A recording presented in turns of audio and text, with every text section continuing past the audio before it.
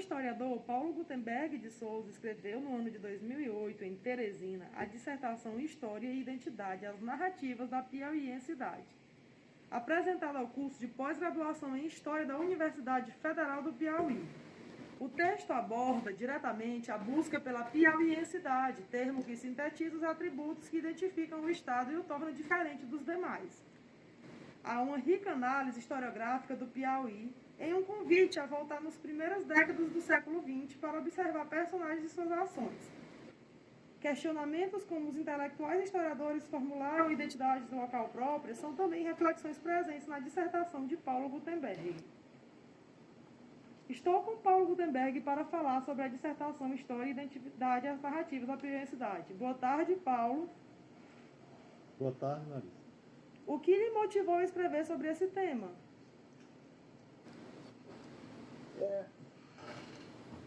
Eu tinha já uma certa preocupação com, não propriamente com a história do Piauí, mas com a história do Piauí, né? Ou seja, quem escreveu essa história, em que época escreveu, foi motivado por quê, quais são os temas mais recorrentes dessa história do Piauí. Quer dizer, é um trabalho mais sobre o discurso historiográfico, certo? Não sobre o fato da história, um fato histórico sobre ou os fatos históricos principais da história do Piauí. É claro que os fatos são objetos do estudo desses historiadores que eu estudei. Os principais, então eu estudei, praticamente li, reli e analisei o discurso historiográfico praticamente dos maiores historiadores do Piauí, desde o século XIX até até a década de 70, mais ou menos, 1970, mais ou menos.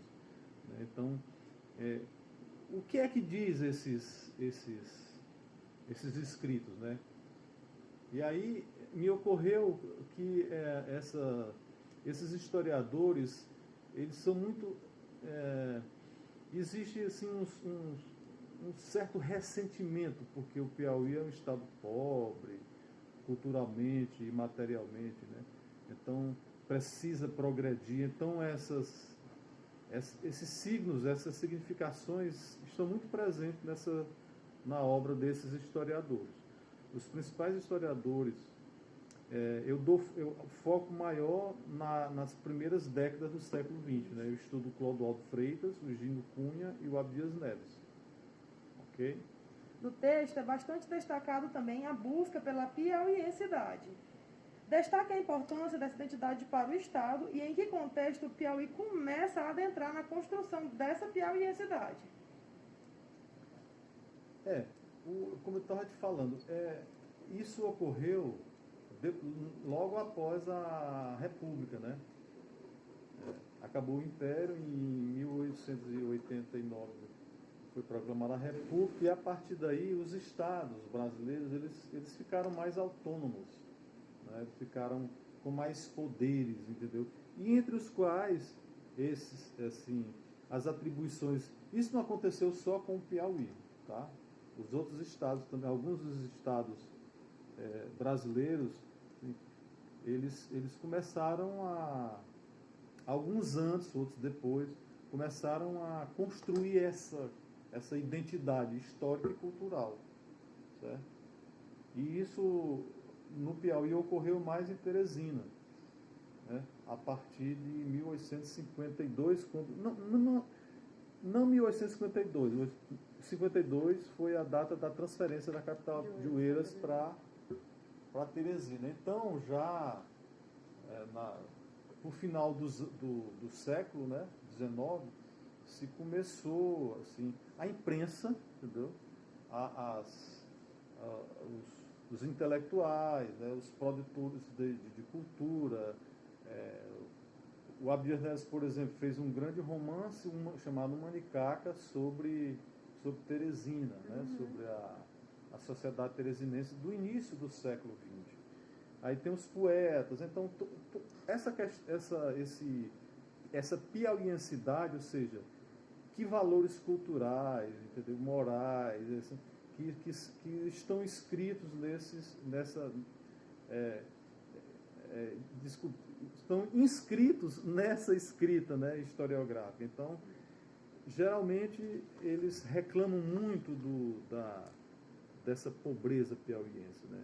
E também da falta de reconhecimento do Estado perante a nação, perante o Brasil. Então, é por isso que eles dão muito valor, até hoje isso é verificado, a um fato histórico da chamada Batalha do Genipapo, né, que aconteceu em 13 de março de 1823, né, que no próximo ano vai fazer 200 anos. Né? Então, isso os historiadores piauienses tomam, e a própria sociedade, o poder público também, incentiva muito esse discurso sobre a piauiensidade, né? Que apesar de ser...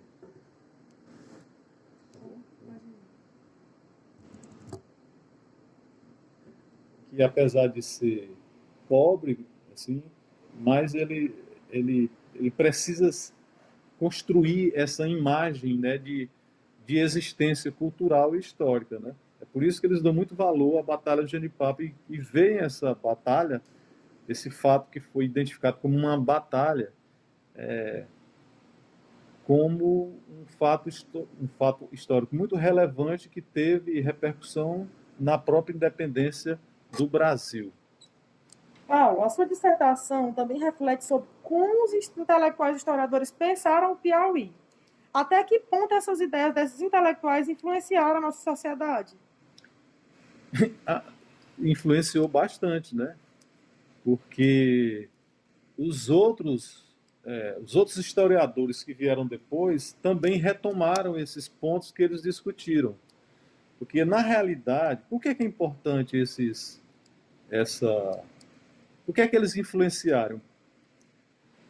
Eles fundaram a Academia Piauiense de Letras, de 1917, né?